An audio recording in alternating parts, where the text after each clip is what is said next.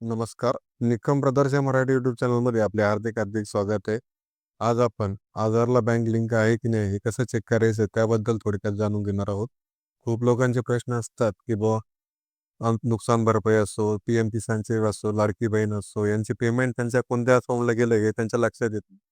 जर आपल्या आधारलाच कारण की हे जे पेमेंट येतात ते डी लिंक असतात म्हणजे डायरेक्ट बेनिफिट ट्रान्सफर. हे डी लिंक पेमेंट जे आहे ते आधारला जी बँक लिंक असेल त्याच अकाउंटला पेमेंट येतात. जर आधारला बँक लिंक नसेल तर पेमेंट पडत नाही. त्यासाठी आपल्याला आधारला बँक लिंक आहे की नाही हे चेक करणं गरजेचं आहे. तर त्यासाठी आपल्याला Googleवरती यायचं आहे. आधार बँक सीडिंग असं आपल्याला टाइप करून घ्यायचं आहे.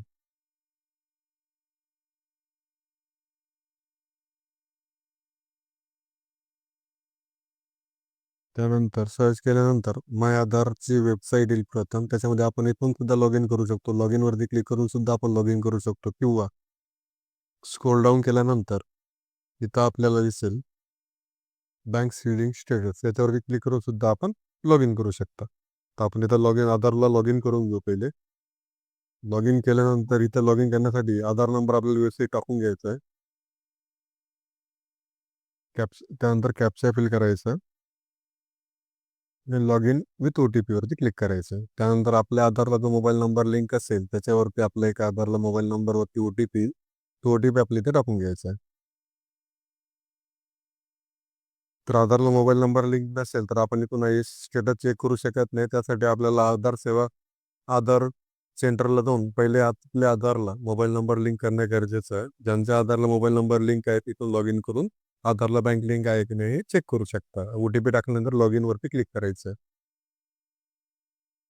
लॉग इनवरती क्लिक केल्यानंतर असं आपल्या एक कॉर्नरवरती आपला डी-पी दिसेल. आपल्याला आधारला जो फोटो आहे तो स्क्रोल डाऊन करायचा आहे. इथं आपल्याला बँक सीडिंग स्टेटस दिसतंय. आपण इथं बँक सीडिंग स्टेटसवरती क्लिक केलं तर आपल्या आधारला जी बँक लिंक आहे ते आपल्याला इथं दिसेल. आता मी जसं चेक करतो तिथं ॲक्टिव्ह दाखवतंय. जर आधारला बँक लिंक माझ्या आहे म्हणून ॲक्टिव्ह दाखवतंय आणि ते आपण कधी अपडेट केलं ती डेट पण दाखवतंय. जर सपोज एखाद्याने बँक अकाउंटला जर आधारला बँक लिंक नसेल तर इथे इनॲक्टिव्ह दाखवतं.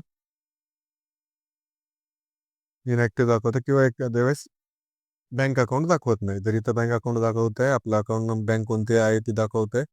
त्याच्यामुळे आपल्या आधारला बँक लिंक आहे आपल्याला लक्षात येतं. त्याच्यानंतर सपोज का जर आधारला बँक लिंक नसेल तर आपण बँक लिंक कशी करायची याबद्दलचा व्हिडिओ मी आपल्याला नेक्स्ट पार्टमध्ये दाखवेल. नेक्स्ट पार्टमध्ये आपण एक व्हिडिओ बनवू. त्याच्यामध्ये आधारला जर बँक लिंक नसेल तर ती बँक लिंक कशी करायची किंवा काही खूप जणांचे अकाउंट ते मायनसमध्ये गेले असं काही यूज करत नाहीत. असे पण खूप सारे अकाउंट लिंक झालेले असतात आधारला. तर ते बँक अकाउंट एका बँकेतून दुसऱ्या बँक अकाउंटला कसं आधारला बँक चेंज करायची याचा व्हिडिओ पण आपण नेक्स्ट व्हिडिओमध्ये बनवणार आहे.